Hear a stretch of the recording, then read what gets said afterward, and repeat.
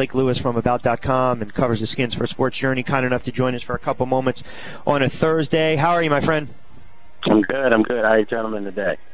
We are doing very well. And, it's interesting because we talked about this game, and I know a lot of people thought it was going to be a gimme for the Philadelphia Eagles, and I just want to spend a moment or two and just kind of recap that game. But the players that you spoke to, especially the defensive players, did take a little insight into the locker room after the win. I'm just wondering, did they say or see something during that game that made them believe, the Eagles don't have the weapons, they're not going to take some risks, they're not going to take some shots here, and we have them exactly where we want them?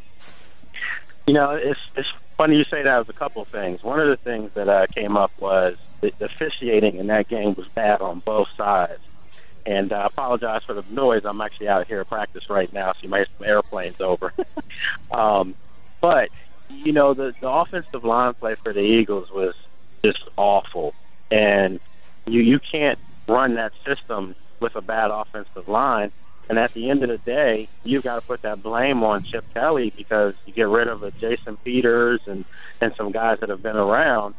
I think their Redskins defense just teed off on them, and they hadn't had a pass rush all year. So for them to come out of that game with, 3-4 sacks and, maybe 10 quarterback hurries, that's just not good on your offensive line.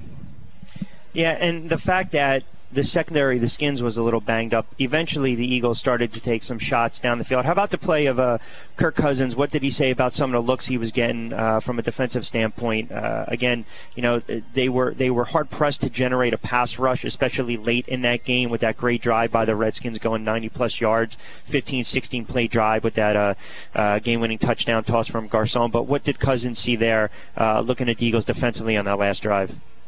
Well, I asked them yesterday, matter of fact, as far as just the weapons that are emerging for the team. Young guys that, no one around the country outside of this market knows, and most people even know about him here. So a guy like Chris Thompson, I don't think he was the guy that the Eagles game plan for. And you look at some of the other younger players on offense that gave them contributions, Matt Jones. It just seems like teams aren't sure which Redskins group they're going to be playing against. And then going back to Kirk Cousins, he was just taking what the defense was giving them. And the only time I really saw them open it up a little bit where they kind of put the gunslinger mentality back in his hands was when the final drive came up and he had a couple, big-time throws to Pierre Garcon, who made actually big-time catches that obviously won the game for him. Yeah, and I remember Thompson was a kid that I brought up to you about a week or so ago, not getting I'm not talking about the carries, but perhaps getting more snaps, more playing time, so to speak, and he had a pretty good game, and you mentioned Garcon with the real gutsy catch late in that game.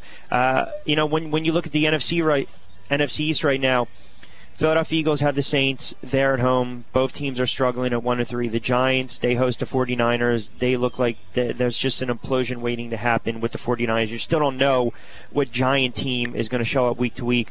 The Cowboys are already starting to mouth off and getting ready to play the Patriots, so have fun losing that one by 35. And then you look at the Washington Redskins, who are in a tough little spot too, emotional letdown. And then, oh, by the way, you have to turn around and you have to take on a very hot Atlanta Falcons team. But I'm just wondering, down your way, they're probably feeling pretty good about themselves right now. They are. I mean, they're a young team, and this is a team. You talk about the Giants. We kind of feel like that here. Which team's going to show up? I just got my my credentials for Sunday. My fare and all that stuff to fly down to Atlanta, and I'm looking at the ticket thinking, I hope this isn't going to be a long trip. And they lay an egg. We saw 2 weeks ago on Thursday night against the Giants. It was a crossroads game. It was a game where you could show the nation that maybe you're a decent young football team on their way up, or you could be the same old, Redskins. And they showed that night that they were, but then they come back and beat an Eagles team that, by all intents and purposes, they weren't favored to beat. So now they're right back at it again against Atlanta. If you beat Atlanta, who's 4-0, and you're beating them in Atlanta, the question is, does this say that Atlanta isn't as good as they seem to think they are? or is this a Redskins team that's starting to become a good football team? So we'll find out. I think it's a great question. It'll be answered. We'll have the answer by 4:30 on Sunday. But you're right. It could be somewhere the truth lies in between, a little bit of both. You're right. You go down to Atlanta the way they've been playing, you're going to have to score. The Redskins I'm talking about, they're going to have to score, and they're going to have to find a way to just neutralize a little bit of that Falcons offense with a very good-looking young running back, and then, of course, Julio Jones. I want to get your thoughts because I know you spent some time doing radio in Florida years ago, and I don't know if you still have a pulse on what's going on down there. But as far as the Joe Philbin situation, I thought he should have been fired after the whole Richie Incognito Martin incident a couple years ago. And now you have Ryan Tannehill, who signed that huge monster contract, going at it with practice squad players. What's your thoughts on the Miami Dolphins and what's going on down there? At the game Sunday, I was sitting next to a friend of mine, Albert Breer from NFL Network, and we were just talking about, is Philbin going to get fired? Because while this game was on, naturally the Dolphins-Jets game was on the TV ahead of us, and you could just see that those Dolphins players had quit. I mean, there's no other way to say it.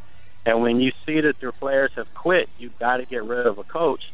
The irony of it is, though, is that I thought they quit against the Redskins, the first game of the season, which they should have lost. He should have been out of there a long time ago. I agree with you. Yeah, sometimes it doesn't work. Sometimes it's not a good fit.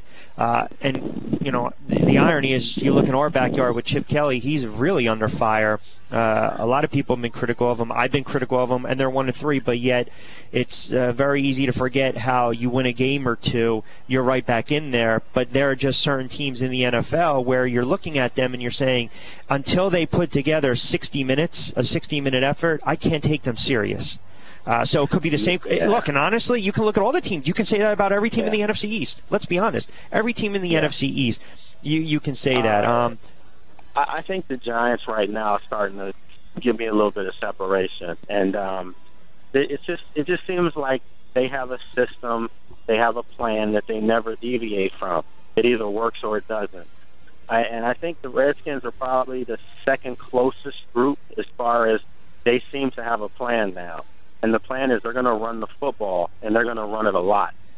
And it takes pressure off of Kirk Cousins. And then in this game against Atlanta, just to give you guys a little tidbit, they're going to be doing this without Jordan Reed, who's got a concussion, and he may not be back for a while. And then you more than likely are not playing with Deshaun. I mean, I'd be shocked if he played. So you got two offensive weapons that spread the field. They're going to have to run the football.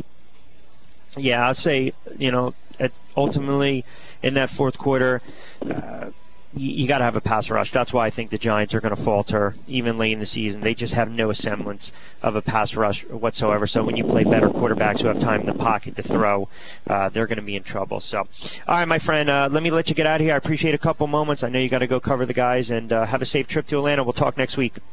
Okay, I appreciate it. You guys take care. All right, you got it. Lake Lewis from Sports Journey Outlet, covers the Skins.